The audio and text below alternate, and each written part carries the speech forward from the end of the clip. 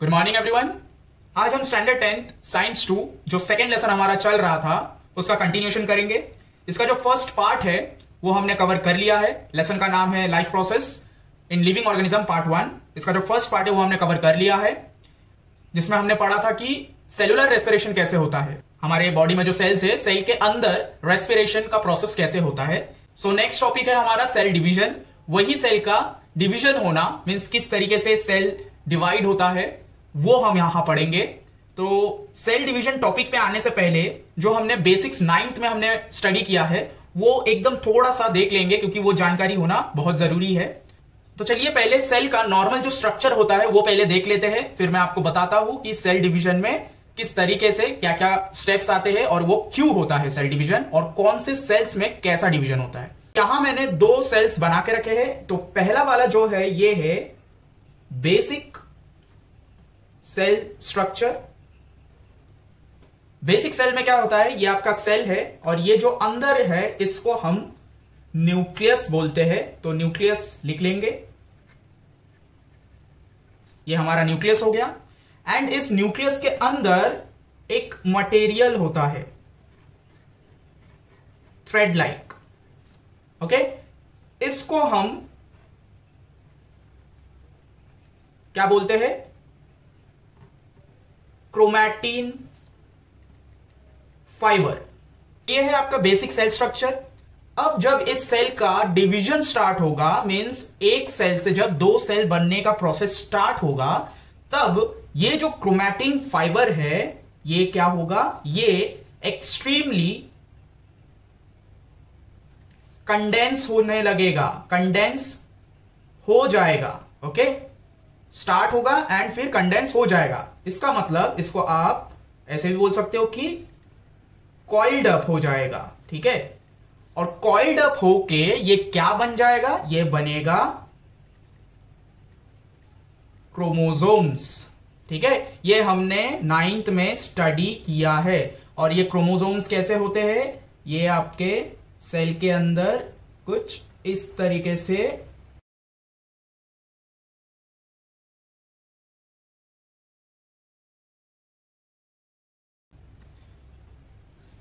Okay. तो ये जो क्रोमैटिन फाइबर है, जब सेल डिवीजन होने वाला रहता है, ड्यूरिंग डिवीजन ऑफ सेल, तब ये क्रोमैटिन फाइबर कंडेंस हो जाते हैं, मीन सिकुड़ जाते हैं, कॉइल्ड अप हो जाते हैं और वो क्रोमोसोम्स में कन्वर्ट हो जाते हैं। एंड ये जो कॉइल्ड अप होता है ये किस तरीके से होता है, ये कुछ इस तरीके से कॉइल्ड अप होना चालू होता है।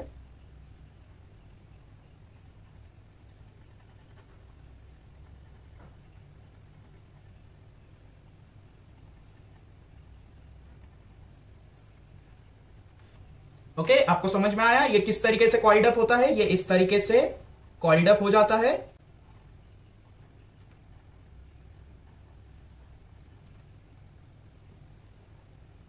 और ये क्रोमोसोम बन जाता है। ये जो क्रोमोसोम बना, अभी ये जो ऊपर के इसके जो 2 आर्म है, इन दोनों का नाम क्या है, इन दोनों को हम क्या बोलेंगे, इसका नाम है क्रोमैटिड्स, ठीक है। Chromatin fibre, chromosomes, and chromosomes के जो ऊपर के 2 आर्म्स है उसको हम क्रोमैटिड्स बोलते हैं। एंड ये जो यहां पर जो अंदर के तरफ है, ठीक है, इसको हम सेंट्रोमेर बोलते हैं, ठीक है ना। सेंट्रोमेर तो सेंट्रोमेर बोलते हैं ना। ये जो कॉइल हुआ था इसको अगर मैं खींच दूं, ठीक है, कुछ इस तरीके से अगर मैं खींच दूं, तो ये क्या है, ये हमने अगेन 9th में पढ़ा है, आपको पता होगा, अब तक आपको पता चल गया होगा। ये क्या है, ये इसको हम डीएनए बोलते हैं, ठीक है। ये डीएनए होता है, मींस क्रोमोसोम के अंदर क्या है, डीएनए है। डीएनए से ही क्रोमोसोम बना है। नाउ डीएनए का फुल फॉर्म डीऑक्सीराइबोन्यूक्लिक एसिड, ठीक है। डीएनए का फुल फॉर्म क्या है, deoxyribonucleic acid.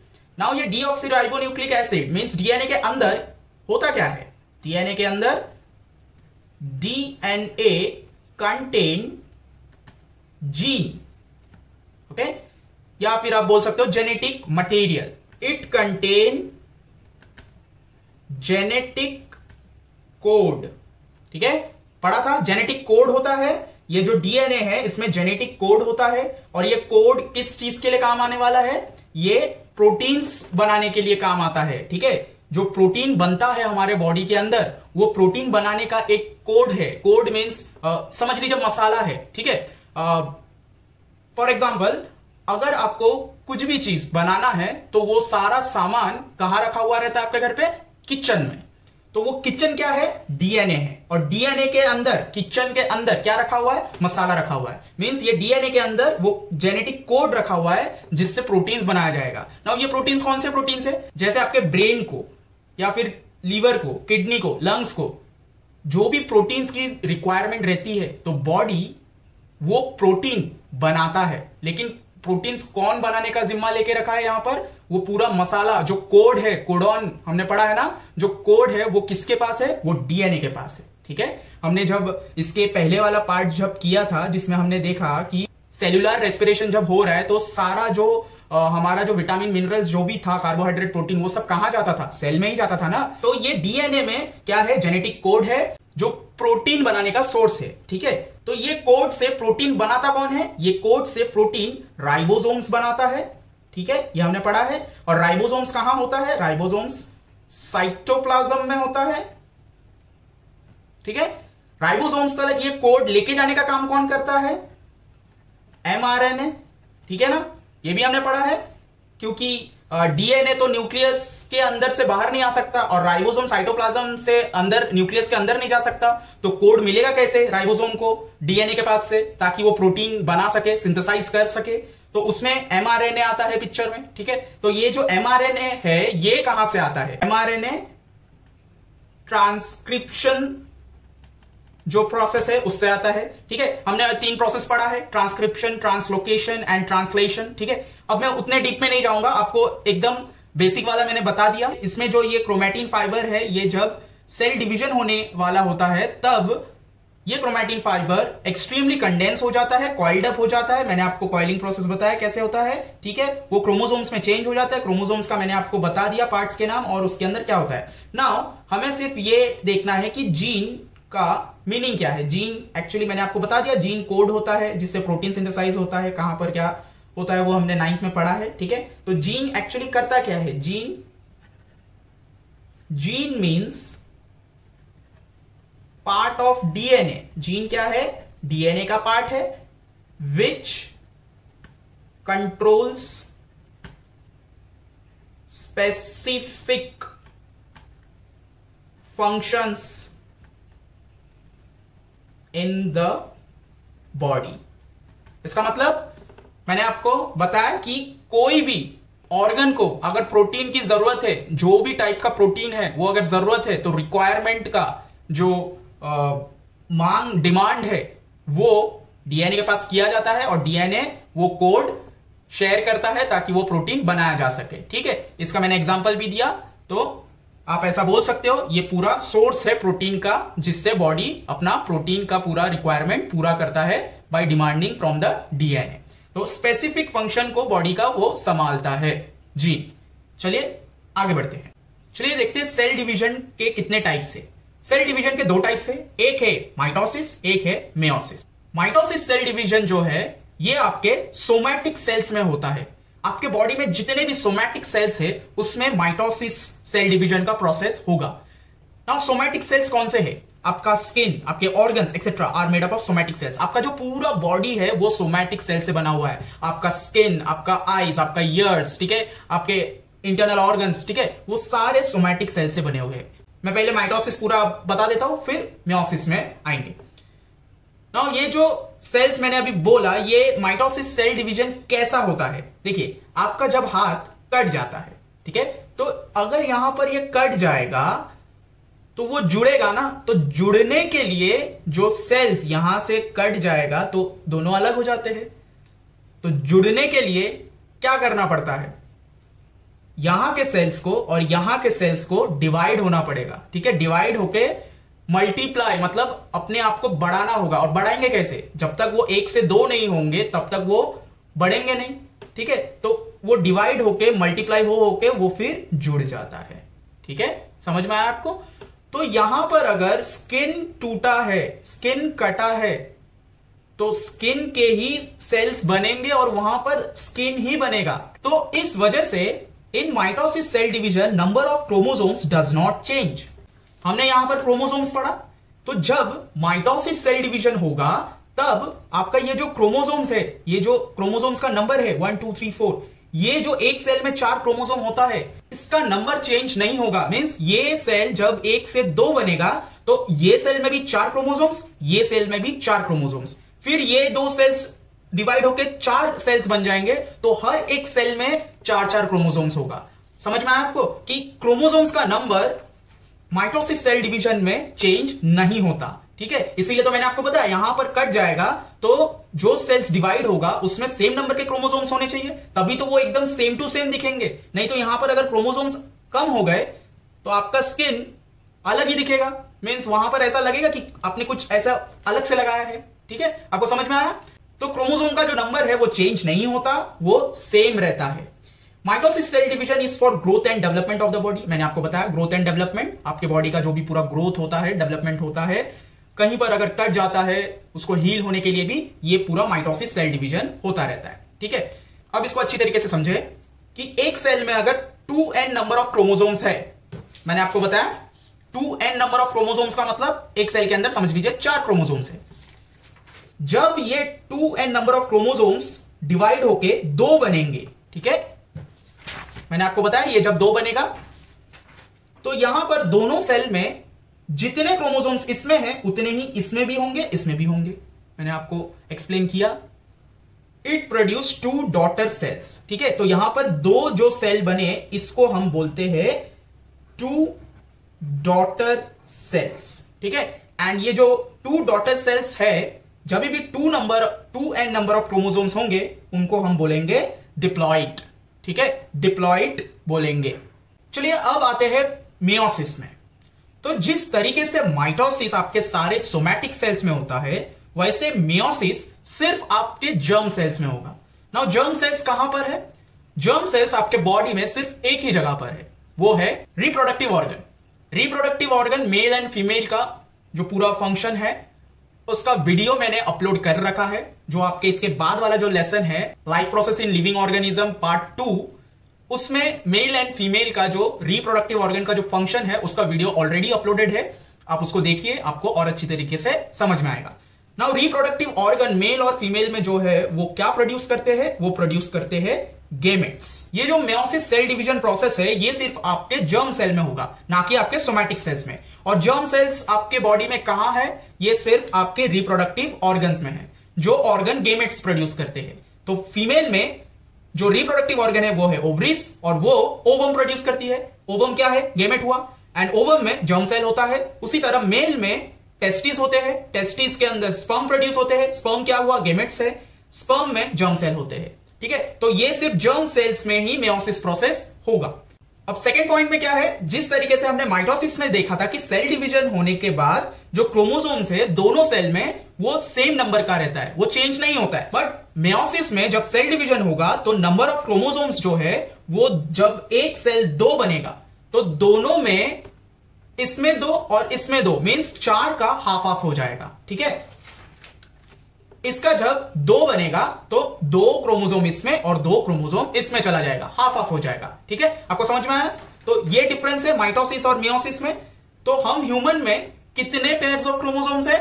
46 pairs of chromosomes है। तो 46 पेयर्स ऑफ क्रोमोसोम्स में से 23 पेयर्स एक में जाएंगे, 23 पेयर्स और एक में जाएंगे मेयोसिस में।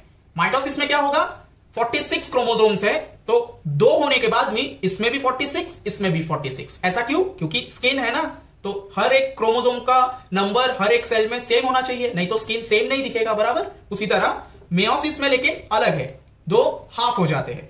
थर्ड स्टेप में हमने क्या देखा कि माइटोसिस सेल डिवीजन में ग्रोथ एंड डेवलपमेंट बॉडी का संभालता है। Meiosis cell division is only for the production of gametes. Meiosis cell division सिर्फ और सिर्फ गेमेट्स प्रोड्यूस करने के लिए होता है। इन मेल स्पर्म प्रोड्यूस होता है and in female ovum produce होता है। ये मैंने आपको ऊपर ही बता दिया।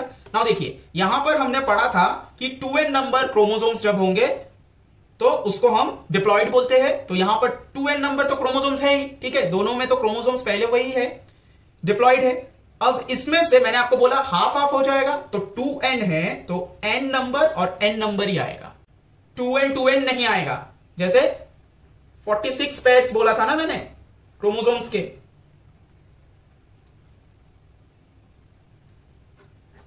तो यहां भी 46, यहां भी 46, यहां भी 46, बट यहां पर 46 पेयर्स में से ये 23 पेयर्स कैरी करता है एंड ये 23 पेयर्स कैरी करता है। एंड मेयोसिस में जो सेल डिवीजन है वो दो पार्ट में बटा हुआ है, meiosis part 1 and meiosis part 2, ठीक है। तो ये दो सेल इसमें से डिवाइड होने के बाद इतने से प्रोसेस को हम मेयोसिस 1 बोलेंगे, ठीक है। एंड देन ये दोनों का फर्दर डिवाइड होता है, ठीक है, फर्दर डिवीजन होता है, तब ये दोनों में से इसमें से और दो निकलते हैं एंड इसमें से भी और दो निकलते हैं। तो ये वाला जो प्रोसेस है ये है मेयोसिस 2, ठीक है। तो टोटल मेयोसिस में जब दोनों पार्ट हो जाता है, दोनों डिवीजन हो जाता है, हमें एंड में टोटल 4 डॉटर सेल मिलते हैं, ठीक है। माइटोसिस में कितने मिल रहे थे? 2 डॉटर सेल, लेकिन मेयोसिस में कितने मिल रहे हैं? 4 डॉटर सेल। एंड जब 2 डॉटर सेल मिलते हैं तो उसको हम डिप्लॉइड बोलते हैं, मींस 2n को डिप्लॉइड बोलते हैं। तो यहां पर जब तक 2n है वो डिप्लॉइड है, लेकिन जब सिंगल n आ जाते हैं, ठीक है, 2, उसको हम हैप्लॉइड बोलते हैं। तो आपको याद रखना है ये जो पूरा यहां से यहां तक ये पूरा कैसा है?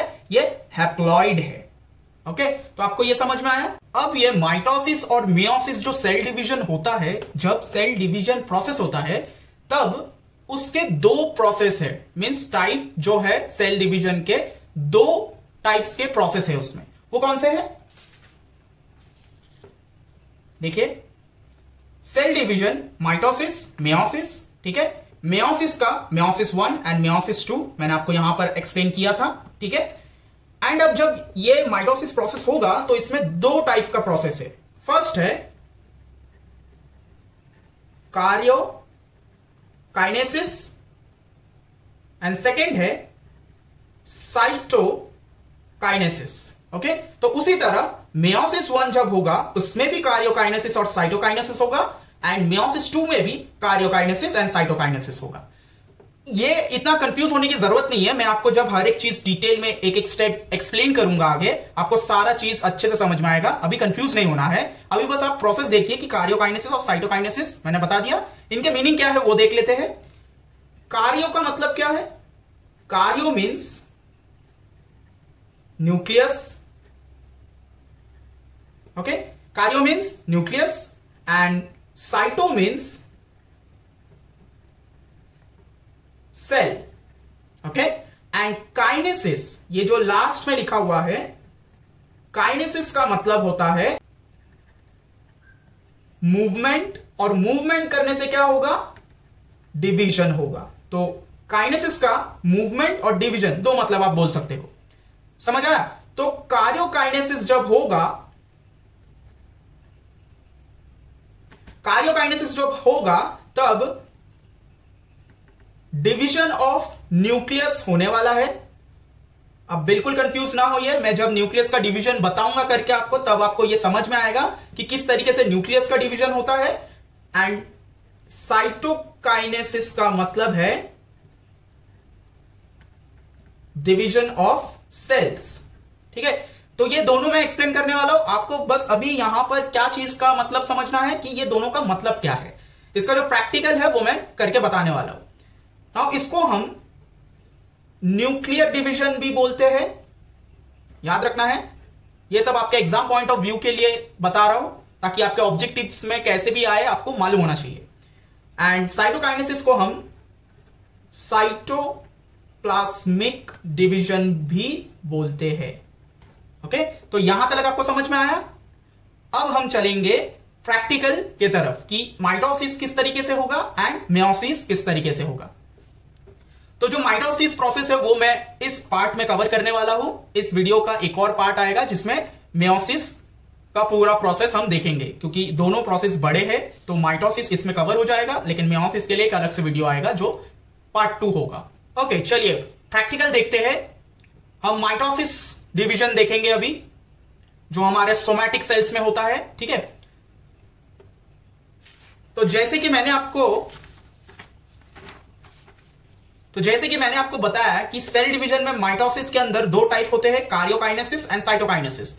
तो यहां से जब सेल डिवीजन का प्रोसेस चालू होता है तो कार्योकाइनेसिस की शुरुआत होती है। ठीक है, तो यहां पर कार्योकाइनेसिस होने वाला है। कार्योकाइनेसिस में 4 स्टेप है। वो कौन से है? Prophase, metaphase, anaphase and telophase. और जैसा कि मैंने आपको पहले ही एक्सप्लेन किया कि जब सेल डिवीजन होने का टाइम होता है, मीन स्टार्ट होता है सेल डिवीजन होना, तब ये क्रोमैटिन फाइबर कंडेंस होकर क्रोमोसोम्स बन जाते हैं। ठीक है, तो इसकी जो ये शुरुआत है वो प्रोफेस से शुरू हो जाता है। ठीक है, तो आप देखते हैं ये किस तरीके से होता है। तो ये है आपका सेल। ठीक है, एंड सेल का ये जो न्यूक्लियस है, न्यूक्लियस के इस पार्ट को हम बोलेंगे न्यूक्लियर मेम्ब्रेन। ठीक है, ये जो बाहर का लाइनिंग है ये न्यूक्लियर मेम्ब्रेन है। अंदर ये क्या है? ये है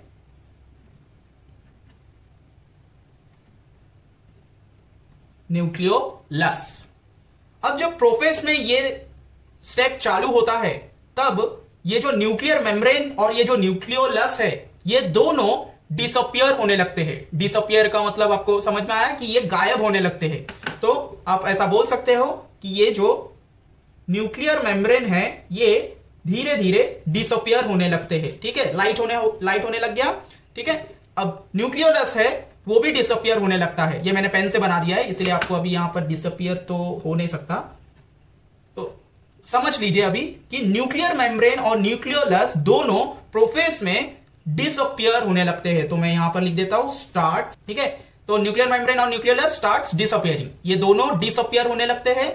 एंड एनिमल सेल में सेंट्रियोल होता है। ठीक है, तो ये जो है ये है सेंट्रियोल। ये जो सेंट्रियोल है प्रोफेस में क्या होता है?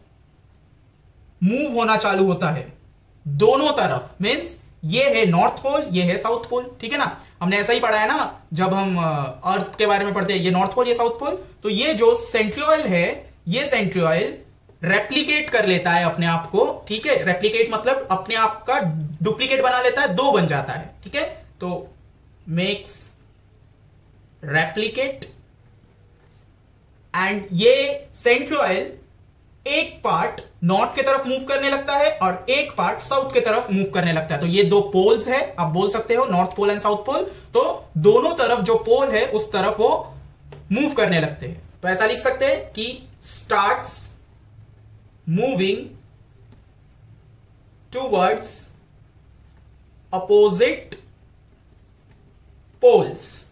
नाउ इसके अंदर जो क्रोमैटिन फाइबर कंडेंस होके क्या बन गए थे? क्रोमोसोम्स बन गए थे। मैंने आपको बताया था। ठीक है, ये क्रोमोसोम्स बन गए थे।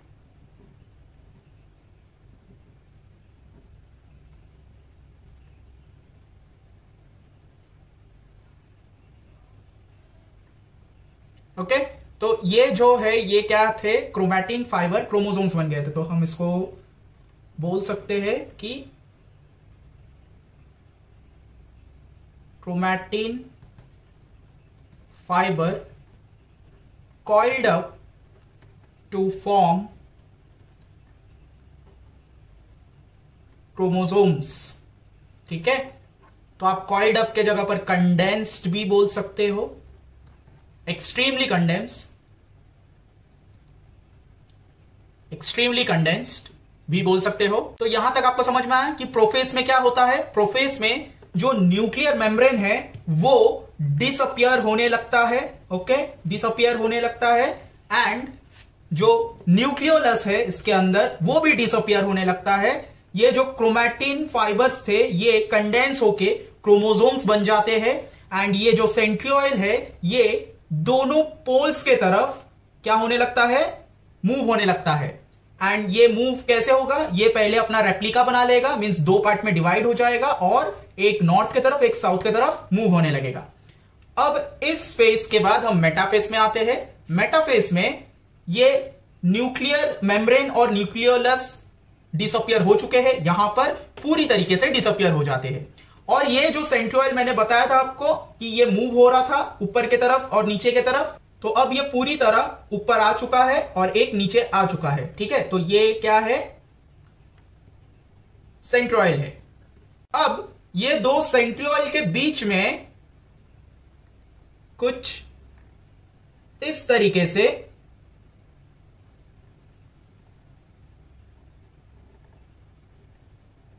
ये है स्पिंडल, SPINDLE, स्पिंडल फाइबर।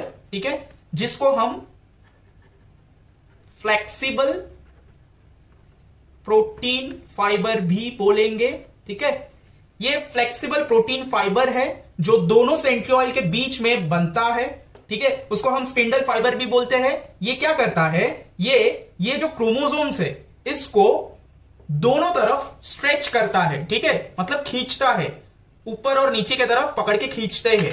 तो यहां पर ये जो क्रोमोसोम्स है यहां पर ये अटैच हो जाते हैं। ठीक है, तो यहां पर ये स्पिंडल फाइबर के जो बीच का पार्ट है, ठीक है, जिसको हम इक्वेटर बोल सकते हैं, जो अर्थ होता है। तो मैंने आपको यहां पर नॉर्थ एंड साउथ पोल का एग्जांपल दिया था, उसी तरह ये भी यहां पर नॉर्थ एंड साउथ पोल है एंड ये बीच का क्या है, इक्वेटर है। एंड ये इक्वेटर में ये जो क्रोमोसोम्स है ये यहां पर अरेंज हो जाते हैं। ओके, तो ये अरेंज होने के बाद ये स्पिंडल फाइबर क्या करता है, ये क्रोमोसोम्स को ऊपर की तरफ और नीचे की तरफ स्ट्रेच करते हैं, मींस खींचते हैं। और खींचने के बाद ये पूरा जो प्रोसेस है ये मेटाफेज में होता है एंड ये पूरा प्रोसेस होने के बाद एनाफेज में आते हैं। तो एनाफेज में क्या होता है कि सेंट्रियोल अपनी ही जगह पर होते हैं एंड इनके जो स्पिंडल फाइबर्स है वो अब क्या हो गए रहते हैं, वो अब डिवाइड हो चुके होते हैं। मींस यहां पर क्रोमोसोम्स का पार्ट हाफ एंड यहां पर क्रोमोसोम्स का हाफ पार्ट। ठीक है, समझ में आया कि ये जो क्रोमोसोम्स थे ये स्ट्रेच होने के कारण आधे ऊपर चले गए और आधे नीचे आ गए। तो ये था एनाफेज। एनाफेज में क्या हुआ, ये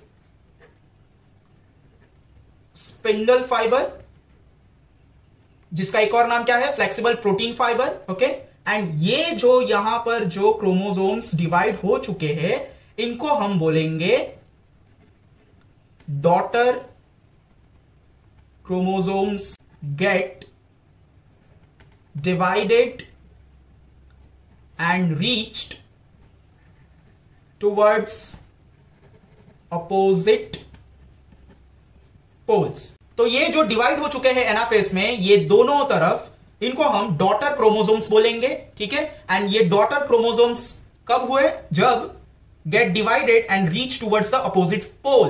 तो ये 4 नॉर्थ पोल की तरफ चले गए और 4 साउथ पोल की तरफ चले आए। चलिए अब टीलोफेज देख लेते हैं, जो लास्ट फेज है। टीलोफेज में क्या होता है, अब यहां पर एनाफेज में ये डिवाइड होके आधे ऊपर और आधे नीचे चले गए थे। ठीक है, तो जो सेल का साइज है वो थोड़ा सा बड़ा हो गया है। तो समझ लीजिए ये हमारा सेल हो गया। ओके, एंड जो आधे ऊपर चले आए थे, ठीक है, ये क्रोमोसोम्स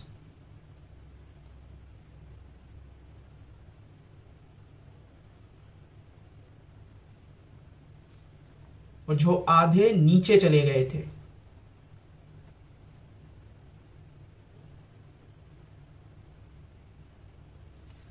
अब क्या होगा, इस फेज में धीरे धीरे जो न्यूक्लियर मेम्ब्रेन है वो अपीयर होने लगता है।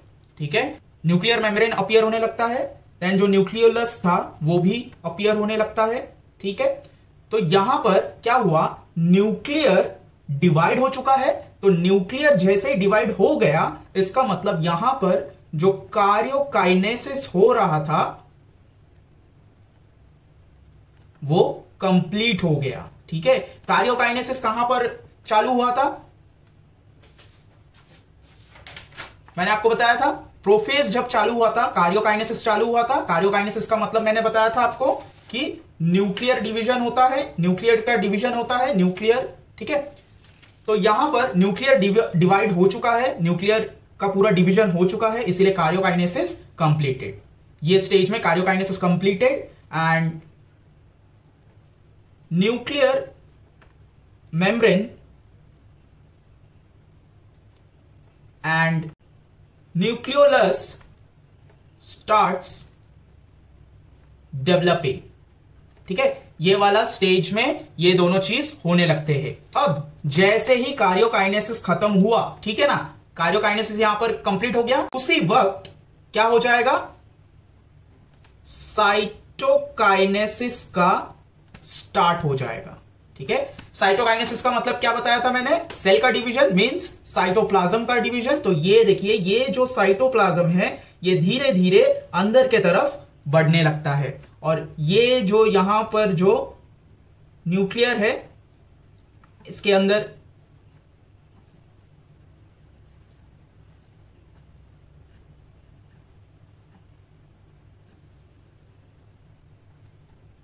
क्रोमोसोम्स, ये धीरे धीरे क्या होता है, ये साइटोप्लाज्म है, तो यहां पर साइटोकाइनेसिस स्टार्ट हो चुका है।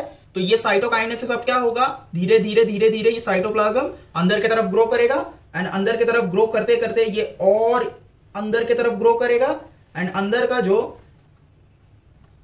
क्रोमोसोम्स है वो वहीं पर रहेंगे दोनों जगह।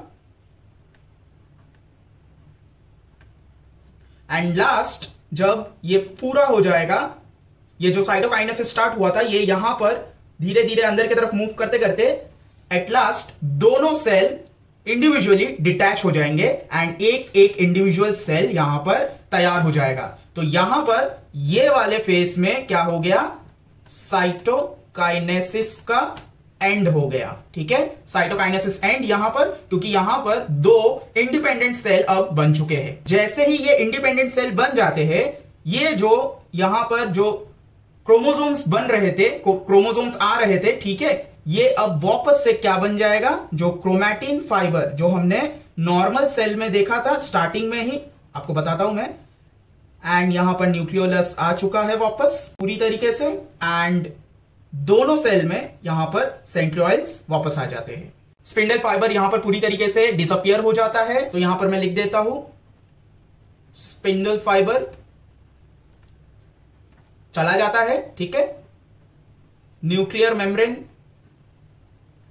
वापस आ जाता है, न्यूक्लियोलस वापस आ जाते हैं, सेंट्रियोल्स वापस आ जाते हैं। ठीक है, तो ये सारा चीज इस स्टेज में हो जाता है, एंड दो इंडिविजुअल सेल बन जाते हैं। इन दोनों सेल को हम क्या बोलते हैं, टू डॉटर सेल बोलते हैं। ठीक है, टू डॉटर सेल हो गया।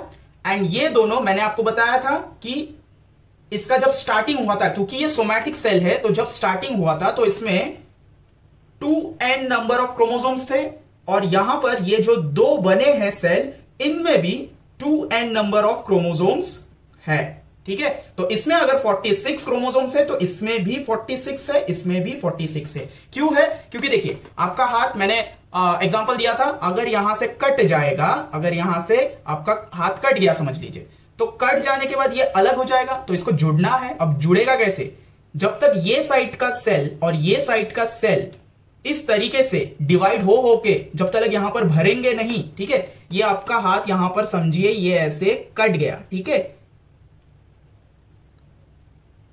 ये कट है, ठीक है, ये यहां पर कट गया, आपका हाथ यहां पर कट गया, तो ये अभी जुड़ेगा कैसे, ये जुड़ेगा तभी जब ये सेल्स इस तरीके से डिवाइड होंगे। ठीक है, एंड इस तरीके से डिवाइड होने के बाद ये वाला जो कट है वो पूरी तरीके से ऐसे जुड़ जाएगा। एंड जुड़ जाने के बाद, क्योंकि ये सोमैटिक सेल्स था, इसीलिए जो स्किन है वही स्किन बनेगा, एंड अगर स्किन ही बनेगा तो 2n नंबर मींस 46 क्रोमोसोम्स अगर बाजू वाले के पास है तो वो 46 क्रोमोसोम्स वाला ही बनाएगा जुड़ने के लिए, ठीक है। तो ये आपको अब समझ में आ गया कि टेलोफेज में क्या होता है, किस तरीके से डिवीजन कंप्लीट हुआ। यहां पर कार्योकाइनेसिस जैसे खत्म हुआ, साइटोकाइनेसिस स्टार्ट हो गया, एंड साइटोकाइनेसिस मींस साइटोप्लाज्म का डिवीजन होना, एंड यहां पर आके वो खत्म हो गया। एंड ये नॉर्मल सेल की तरह दिखता है। जैसे यहां पर स्टार्टिंग में हमने चालू किया था कि normal cell, basic structure cell का कैसा होता है, ये रहा क्रोमैटिन फाइबर्स, एंड ये देखिए नॉर्मल जब बन चुके हैं तो यहां पर क्रोमैटिन फाइबर्स, हाँ ये भी लिखना मैं भूल गया, क्रोमैटिन फाइबर्स, ओके। ये क्रोमैटिन फाइबर्स कैसे बने, chromosomes converted into chromatin fibres, ठीक है। तो क्रोमैटिन फाइबर्स में ये कन्वर्ट हो गया, तो ये अब नॉर्मल सेल की तरह दिख रहा है। अब ये वापस से जब डिवीजन होगा तो ये पूरा प्रोसेस जो मैंने अभी अभी आपको पूरा एक्सप्लेन किया है, ये पूरा प्रोसेस होगा, ठीक है। तो यहां पर जो ये दो सेल बने हैं इनको हम क्या बोलते हैं, 2n है ना, तो 2n है तो इसको डिप्लॉइड बोलते हैं, डिप्लॉइड सेल। आई होप आपको ये अच्छे से समझ में आया है माइटोसिस सेल डिवीजन कैसे होता है। अगर आपको कोई स्टेप नहीं समझ में आ रहा है तो आप उसको बैकफोर्थ करके देखिए, अच्छे से सुनिए एक एक इंफॉर्मेशन को, आपको अच्छे तरीके से बिल्कुल समझ में आ जाएगा। तो अगर वीडियो अच्छा लगे तो लाइक कीजिए, शेयर कीजिए, सब्सक्राइब कर लीजिए चैनल को, ताकि इसके बाद जो मेयोसिस डिवीजन है सेल का, जो कि जर्म सेल में होता है, उसका वीडियो में जैसे ही लाऊं तो आपको नोटिफिकेशन मिल जाए। तो नोटिफिकेशन के लिए बेल आइकन को प्रेस कर लीजिए। तो मिलते हैं हम नेक्स्ट वीडियो में, तब तक keep learning, keep sharing. Thank you so much.